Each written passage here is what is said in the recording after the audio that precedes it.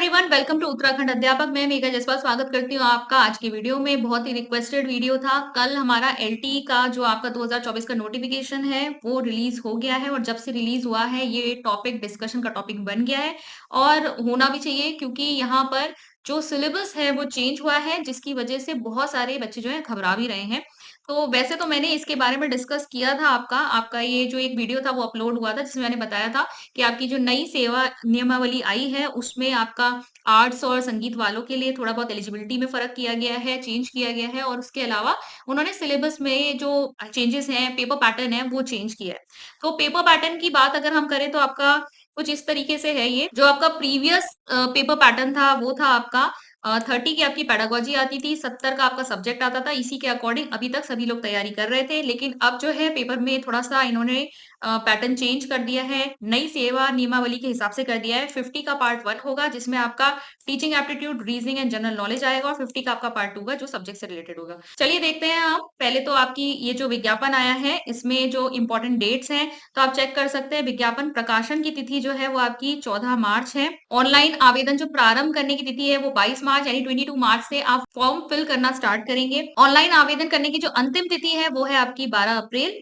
और जो आप संशोधन वगैरह कर सकते हैं, अगर आपने कुछ इसमें मिस्टेक कर दी है तो वो आपको टाइम दिया जाएगा 16 अप्रैल से 18 अप्रैल तक। इन दिनों के बीच में जो है आप चेंजेस कर सकते हैं, कोई भी आपको सुधार करना है तो आप अपने फॉर्म में कर सकते हैं। और जो आपकी लिखित प्रतियोगी परीक्षा है वो अनुमानित तिथि दी गई है जो कि आपकी जुलाई 2024 में होगी। ठीक है, वैसे तो अभी तक आपका जितने भी इन्होंने कमिटमेंट्स किए हैं वो अभी तक पूरे नहीं किए। 6 नवंबर को इन्होंने कहा था कि नोटिफिकेशन आएगा, नहीं आया। 10 मार्च को इन्होंने कहा था पेपर होगा, वो भी कुछ नहीं हुआ आपका। नोटिफिकेशन आज आ रहा है और अब ये कह रहे हैं जुलाई में पेपर होगा। इसके अलावा आप देख सकते हैं जो आपके पदों की संख्या है, कुल पद कितने आए हैं 1544 1544, जिसमें से आपके गढ़वाल और कुमाऊं मंडल के यहाँ पे आप देख सकते हैं आपको दिए हुए हैं। फॉर्म और जो आपका नोटिफिकेशन आया है इसकी डिटेल्स को आप लोग अच्छी तरीके से पढ़ लीजिएगा ताकि आप अपनी एलिजिबिलिटी वगैरह सब कुछ चेक कर सकें। सीधा आएँगे हम आपकी जो लिखित प्रतियोगी परीक्षा है उसका पाठ्यक्रम कैसे रहने वाला है, कैसा आपका एग्ज़ाम पैटर्न है। लेकिन जो सिलेबस इन्होंने दिया है वो इतना वास्ट है और इतना ज़्यादा मतलब उसमें चीज़ें इंक्लूड कर दी हैं, तो ऐसा लग रहा है कि 50 मार्क्स में किस तरीके से वो क्वेश्चंस पूछेंगे इतने डिटेल्ड सिलेबस में से। तो मेरी उम्मीद से भी काफ़ी अलग ही ये रहा। अब देखिए इसमें क्या है आपका 100 अंकों के यहाँ पर आपको वस्तुनिष्ठ प्रकार के ऑब्जेक्टिव क्वेश्चंस मिलेंगे, यानी कि आपको एमसीक्यू टाइप के क्वेश्चंस मिलेंगे। 2 घंटे का आपको समय मिलेगा। भाग 1 है जिसमें आपकी शैक्षिक अभिवृत्ति, तर्कशक्ति परीक्षण और सामान्य ज्ञान 50 अंक का दे रखा है। भाग 2 जो विषय से संबंधित आपके जो भी सब्जेक्ट्स हैं, जैसे साइंस अगर आप हैं, एलटी साइंस के लिए अगर आप फिल कर रहे हैं तो आपको ज़ूलॉजी, बॉटनी, केमिस्ट्री पढ़नी पड़ेगी। इसी तरीके से जो आपका पहले था सब्जेक्ट रिलेटेड वही रहेगा। हालाँकि सब्जेक्ट के सिलेबस में भी इन्होंने चेंजेस किए हैं, पर सब्जेक्ट के बारे में विशेषकर बोलना मेरा सही नहीं रहेगा। अगर कोई सब्जेक्ट एक्सपर्ट ही बताए तो ज़्यादा अच्छा होगा। जैसे कि हिस्ट्री का जो है वो आपका ज्योति मैम बता चुकी हैं कि उसमें क्या-क्या नई चीज़ें ऐड हुई हैं और उसी के अकॉर्डिंग जो है आपका जो एमसीक्यू का अगर बैच चल रहा था, वो उसमें सब मॉडिफिकेशंस कर दिए जाएँगे। पार्ट 1 का जो आपका सिलेबस है, वो किस तरीके का दिया गया है? तो ये है आपका syllabus for the post of assistant teacher. ये जनरल है, ये सभी के लिए होगा, कॉमन टू ऑल सब्जेक्ट, यानी कि चाहे आपने किसी भी सब्जेक्ट से जो है एलटी का फॉर्म फिल किया हो, आपको ये जो पेपर है वो तैयार करना ही है। अब इसमें देखिए इन्होंने पूरा का पूरा जो बीएड का आपका सिलेबस है ना, जो बीएड में आप पढ़ते हो, वो सब डाल दिया इन्होंने। अभी तक हम जो आपका पढ़ रहे थे वो आपकी एजुकेशनल साइकोलॉजी और एजुकेशनल टेक्नोलॉजी थी, जिसके कुछ आपके टॉपिक्स डिफाइन थे, जो अभी तक पुराने सिलेबस के अकॉर्डिंग अगर प्रिपरेशन कर रहे थे, तो वो ज़रूर आइडेंटिफाई कर पाएँगे। जो पुराना आपका सिलेबस था, वो कुछ इस तरीके का था। बिल्कुल क्लियरली डिफाइंड टॉपिक्स थे, जिसमें आपकी एजुकेशनल साइकोलॉजी और एजुकेशनल टेक्नोलॉजी से रिलेटेड जो है टॉपिक्स आते हैं। अब जो है आपका आप देखेंगे यूनिट वाइज़ इन्होंने बाँट दिया है और ये जो आपका फर्स्ट यूनिट है, ये पूरा का पूरा फिलॉसफी से रिलेटेड है। जो रूसो और आपका आइडियलिज्म, प्रैग्मेटिज्म, नेचुरलिज्म हमने पढ़ रखा है, डीवी, औरबिंदो गांधी वगैरह, ठीक है? ये सारी चीज़ें, फिर इसमें सोशलाइज़ेशन वगैरह वाला पोर्शन आ जाता है, वो चीज़ें हमने कर रखी हैं। कॉन्स्टिट्यूशन वगैरह से रिलेटेड जितनी भी आपकी बातें होती हैं, उसके बारे में यहाँ पर बात की गई है। हम फिलॉसफी में पढ़ते थे, जो फिलॉसफी ऑफ एजुकेशन वाला सब्जेक्ट होता था।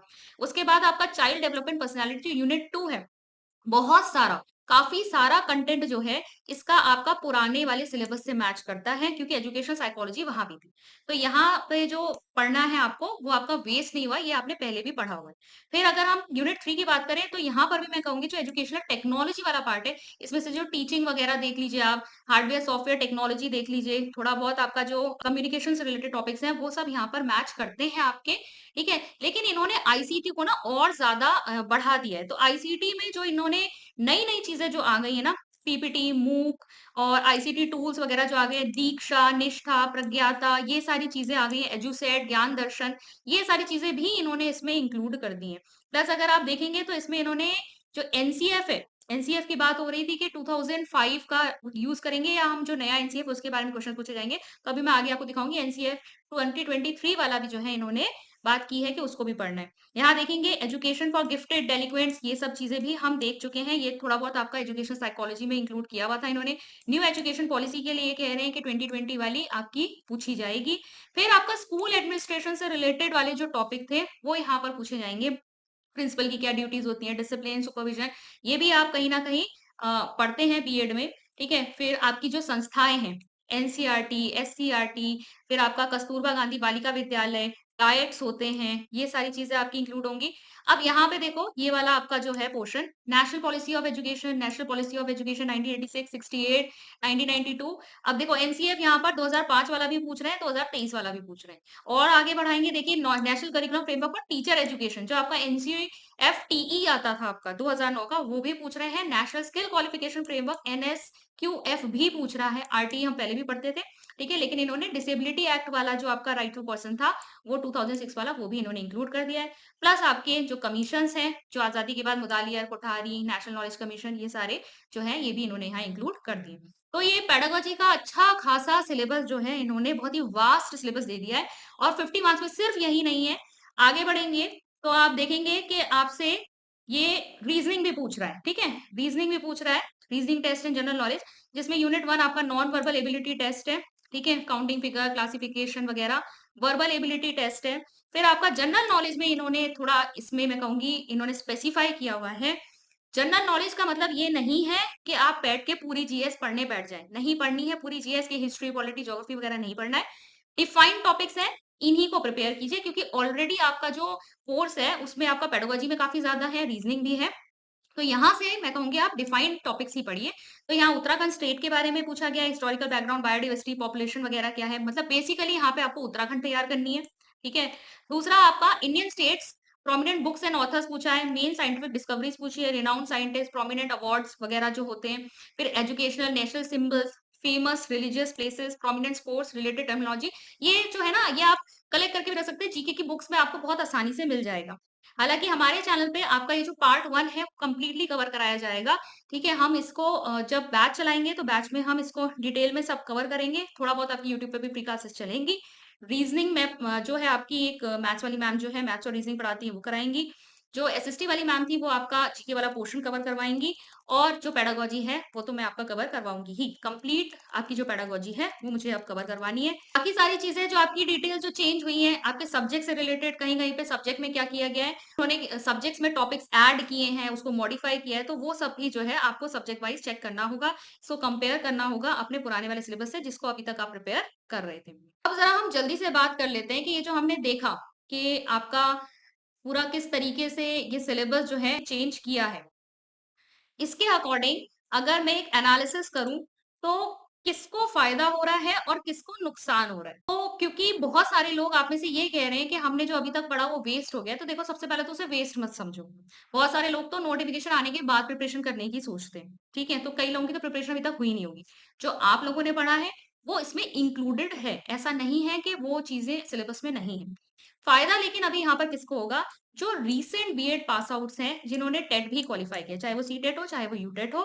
फ़ायदा क्यों है? क्योंकि अभी-अभी बीएड की पढ़ाई से निकले हैं, तो बीएड का जो कंप्लीट कोर्स है, वो उनके दिमाग में कहीं न कहीं होगा। यहाँ पर नुकसान में लॉन्ग गैप वाले आ जाएँगे, जिनको बीएड करे हुए कई साल हो गए। अब ऐसे लोग क्या करते हैं ना, टीचिंग एग्ज़ाम्स जब देते भी हैं, तो वो लोग सिर्फ़ और सिर्फ़ साइकोलॉजी वाला पोर्शन या टेक्नोलॉजी वाला पोर्शन कवर करते हैं। जो आपका DSSB वगैरह में या केवी वगैरह में आता है या एनवीएस के एग्ज़ाम्स में आता है। या फिर आपके टीजीटी, पीजीटी एग्ज़ाम्स में आता है। थोड़ा बहुत ही अगर इधर से स्कूल एडमिनिस्ट्रेशन वगैरह इंक्लूड हो रहा होगा तो हो रहा होगा, नहीं तो साइकोलॉजी और टेक्नोलॉजी मेन रहता है आपका। तो लॉन्ग गैप हो गया है जहाँ फिलॉसफी, हिस्ट्री ऑफ एजुकेशन, सोशलाइज़ेशन है, वो सारा इनको कवर करना है, तो उनके लिए थोड़ा-सा डिफ़िकल्ट हो सकता है।